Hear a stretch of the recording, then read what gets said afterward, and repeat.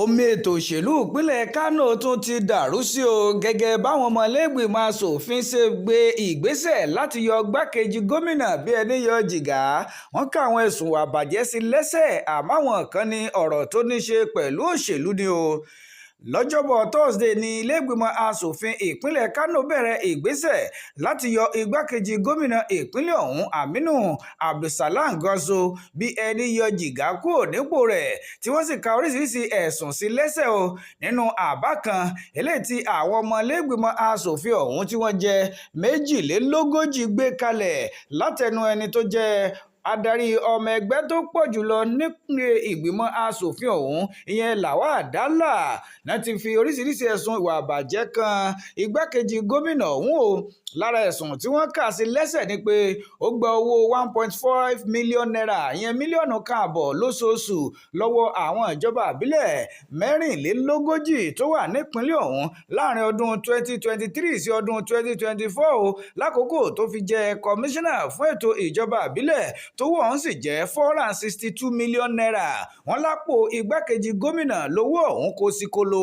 Ara ẹ̀sùn tí wọ́n tó fi kan igbákejì gómìnà ni pé ó gba owó 10 million naira lọ́wọ́ àwọn ìjọba ìbílẹ̀ 44 tó wà nípínlẹ̀ ọ̀hún tó wọ́n sì jẹ́ 726 million naira lórí àbá kan pé wọ́n fẹ́ dòwò pọ̀ pẹ̀lú iléeṣẹ́ apòògùn òyìnbó kan ṣùgbọ́n tó jẹ́ irọ́ pátápátá. Àtàwọn ẹ̀sùn ìwà ìbàjẹ́ mìíràn ni wọ́n gbé wá síwájú ilé o, tí wọ́n sì ní kí igbákejì gómìnà kó tètè fèsì sí láàrin ọ̀sẹ̀ kan péré tàbí káwọn yọ kúrò nípò ọ̀hún bí ẹni yọ jìgá.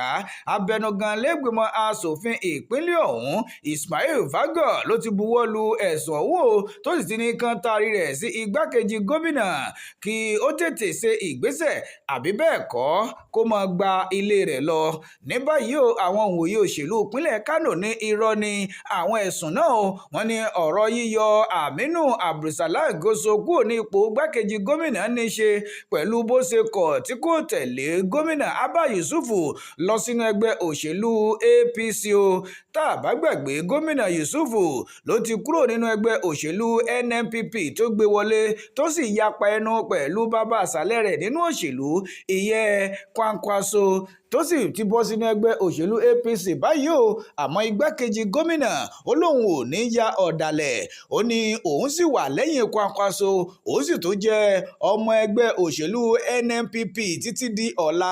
Àwọn kan ní ìdílé lẹ́yìn o tí wọ́n ṣe fẹ́ yọ kúrò nípò ọ̀hún bí ẹni yọ jìgá. Ọ̀dà ṣé wọ́n yọ igbákejì gómìnà ìpínlẹ̀ Kánò àbí wọn ò ní yọ? Ǹjẹ́ kí ni ìgbésẹ̀ tí Kwankwaso yóò gbé lórí ìṣẹ̀lẹ̀ ọ̀hún o? Ẹ máa tẹ̀lé wa lójú òpó yìí, ẹ máa gbọ́ ẹ̀kúnrẹ́rẹ́ ìròyìn ọ̀hún bó bá ṣe lọ. Ẹ má gbàgbé pé ẹ lóore ọ̀fẹ́ láti lọ gbọ́ ìròyìn yìí lédè Gẹ̀ẹ́sì lójú òpó www.freshfact.com.ng. Ẹ ṣé púpọ̀.